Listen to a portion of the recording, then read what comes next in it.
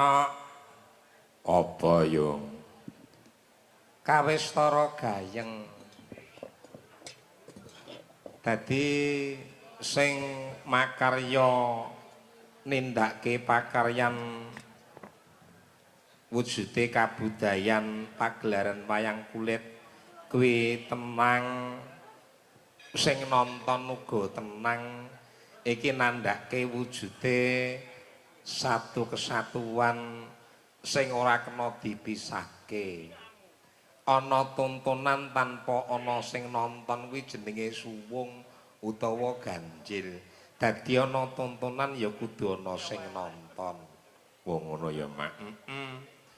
wong wayang irak piwulange para luhur to wong ngono ya dadi wayang kulit ki wit semana kuwi humiring lakune negara biyen dalang ki nek jaman Majapahit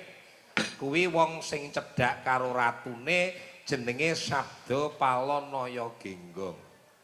jaman Sri Aji Jayabaya dalange Bancak Doyok ning dalange mboten kok dipanggungke ngeten iki Pak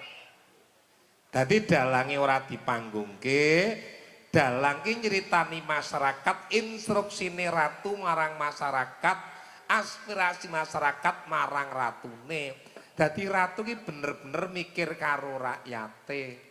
ora kok pejabate mung golek kepenake dhewe golek mlenduke wetenge dhewe ora ngrasake penandange rakyate petani angel golek garem umpamane sing padha ngingu iwak regane pakan ki saya mundhak larang dong iwake wayahe ngunduh entek-entekane iwake regane mudhun lah iki nandhake apa iki nandhake ana wujude permainan sing ndadekke susahe para kawula cilik ki tinimbalan Bapa Sumarno ngono mak ngunduh manten utawa mantu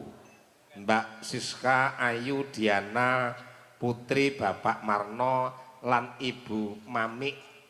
Rawati